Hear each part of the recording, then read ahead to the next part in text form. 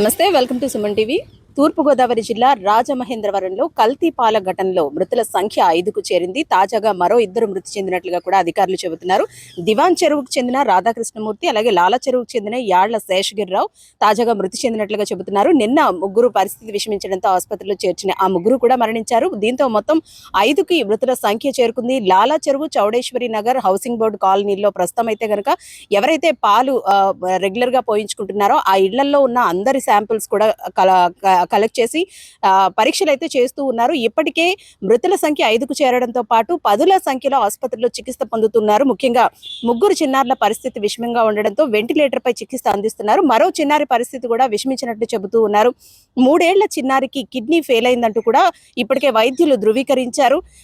Urine ఆగిపోవడం, diarrhoea, వాంతులతో ఎక్కువగా ఈ సిమ్టమ్స్ తోనే ఆసుపత్రిలో చేరడంతో పరీక్షలు నిర్వహించిన తర్వాత కిడ్నీ ఫెయిల్ అయినట్లుగా కూడా డాక్టర్లు చెబుతున్నారు. అయితే ప్రస్తుతం ఈ 3 ఏళ్ల చిన్నారి డయాలసిస్ మీద ఉంది. డయాలసిస్ అందిస్తున్నారు.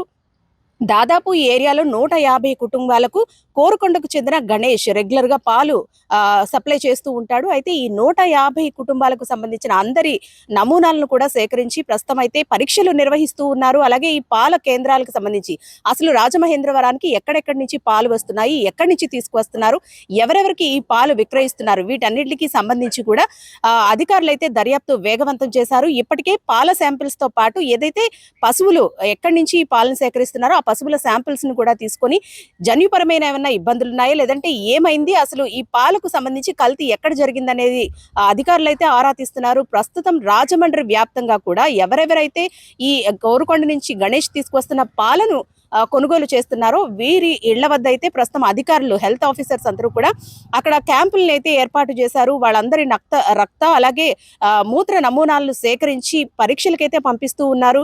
మృతుల సంఖ్య ఇంకా పెరిగే అవకాశం అయితే కనిపిస్తూ ఉంది. ముఖ్యంగా ఏదైనా కల్తీ పదార్థాలు తిన్నప్పుడు కేవలం చిన్న చిన్న సిమ్టమ్స్ తోనే ఆసుపత్రిలో చేరుతూ ఉంటారు. కొన్ని రోజుల తర్వాత క్యూర్ అయిపోతూ ఉంటుంది. కానీ ఇక్కడ మనం ఈ కల్తీ పాల విషయానికి వస్తే గనక ముఖ్యంగా ఈ కల్తీ పాలు సేవించిన వాళ్ళు ఎవరైతే ఉన్నారో వీళ్ళందరికీ కూడా కిడ్నీ ఫెయిల్ అయినట్లుగా కూడా వైద్యులు ధృవీకరిస్తున్నారు. వీళ్ళందరూ రక్త నమూనాలు సేకరించిన తర్వాత వీళ్లలో క్రియాటిన్ బాగా పెరిగిపోయిందని, దీంతో కొంతమంది డయాలసిస్ కు వెళ్లే అవకాశం ఉందంటూ కూడా చెబుతూ ఉన్నారు. ముఖ్యంగా చిన్నారులకు బయట నుంచి పాల ప్యాకెట్ల కంటే ఇలా ఇంటికి వచ్చి వేసే ఈ గేదె పాలు చాలా మంచివంటూ కూడా చాలా మంది రెగ్యులర్ గా వేయించుకుంటూ ఉంటారు. ఇవే చిన్నారుల పాలిటే కాదు వృద్ధుల పాలిట కూడా మృత్యుపాసంగా మారిందనే చెప్పుకోవాలి. ఈ పాలు సేవించిన వాళ్ళలో ముఖ్యంగా చిన్నపిల్లలతో పాటు వృద్ధులు అధికంగా ఉన్నట్లుగా కూడా అధికారులు చెబుతూ ఉన్నారు. వీళ్ళందరి పరిస్థితి కూడా ఈ విధంగానే ఉంది. ముఖ్యంగా మూత్రం ఆగిపోవడం, అలాగే వాంతులతో బాధపడుతూ ఉన్నారు. వృద్ధుల పరిస్థితి అయితే వర్ణనాతీతంగా ఉందనే చెప్పుకోవాలి. ముగ్గురు చిన్నారులు అయితే ప్రస్తుతం వెంటిలేటర్ మీద చికిత్స పొందుతూ ఉన్నారు. మరో చిన్నారి పరిస్థితి అయితే విషమించినట్లుగా కూడా ధృవీకరిస్తూ ఉన్నారు. మొత్తం హెల్త్ ఆఫీసర్స్ అందరూ కూడా ఈ ఇళ్ల వద్దకు చేరుకొని క్యాంపుల్ని ఏర్పాటు చేసి ఎవరైతే ఈ పాలను తాగుతున్నారో వీళ్ళందరి నమూనాలు సేకరించి ప్రస్తుతం టెస్టింగ్ అయితే పంపించిన దాఖలాలు అయితే చూస్తూ ఉన్నాం. అయితే ముఖ్యంగా చాలా వస్తువుల్లో మనం కల్తీ చూస్తాం, కానీ పాలు కల్తీ అనేది చాలా తక్కువగా చూస్తాము. అది కూడా రెగ్యులర్ గా ఎప్పటి నుంచో వేయించుకుంటున్నారు కాబట్టి వీళ్ళు ఈ పాలు కల్తీ కాదనే నమ్మకంతోనే చాన్నాళ్ళ నుంచి కూడా ఈ పాలను సేవిస్తూ ఉన్నారు. అయితే ఈ పాలు అసలు ఏ విధంగా కల్తీ అయ్యాయి, నిజంగా పాలు కల్తీ అయ్యాయా, లేదంటే ఎవరైనా కావాలని ఈ పని చేశారా, వీటికి సంబంధించి కూడా ప్రస్తుతం దర్యాప్తు కొనసాగుతూ ఉంది. కలెక్టర్ కూడా సమీక్ష సమావేశాన్ని నిర్వహించారు. దీనికి బాధ్యులైన వాళ్లను కఠినంగా శిక్షిస్తామంటూ కూడా చెబుతూ ఉన్నారు. కోరుకొండకు సంబంధించిన ఎవరైతే పాలు సప్లై చేస్తున్న గణేష్ ఉన్నాడో ప్రస్తుతం పోలీసుల అదుపులో ఉన్నాడు. తానైతే రెగ్యులర్ గా ఇక్కడ పాలు నేను వేస్తూ ఉన్నాను కానీ ఎప్పుడు ఇలాంటి ఘటనలు జరగలేదంటూ చెప్పుకొచ్చాడు. కాకపోతే ఈ పాలలో కల్తీ ఏ విధంగా జరిగింది, రాజమహేంద్రవరానికి రోజుకి ఎన్నో వేల లీటర్ల పాలను సప్లై చేస్తూ ఉంటారు. ఎక్కడెక్కడి నుంచి పాలు సప్లై అవుతున్నాయి, ఎవరెవరికి సప్లై అవుతున్నాయి, హోటల్స్ తో పాటు ఏదైతే గృహ సముదాయాలు ఉంటాయో ఈ సముదాయాలు ఎక్కడెక్కడ వీళ్ళు సప్లై చేస్తున్నారు, వీటన్నిటిపై కూడా ఆరా తీస్తున్నారు. ముఖ్యంగా ఈ పాలను రెగ్యులర్ గా తీసుకుంటున్న వాళ్లకు ఈ హెల్త్ ప్రాబ్లమ్స్ అయితే ఉన్నాయంటూ కూడా అధికారులు ధృవీకరిస్తున్నారు. ఈ రోజు ఉదయం నుంచి కూడా ఈ శాంపిల్స్ అన్నింటినీ సేకరిస్తున్నారు.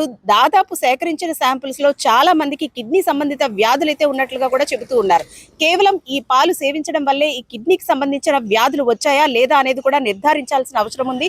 ముఖ్యంగా పిల్లల్లో గనక ఈ పాలు సేవించిన పిల్లలు ఎవరైతే ఉన్నారో వీళ్ళందరికీ కూడా యూరిన్ ఆగిపోవడంతో నిన్న హుటాహుటిన ఆసుపత్రికి తరలించారు.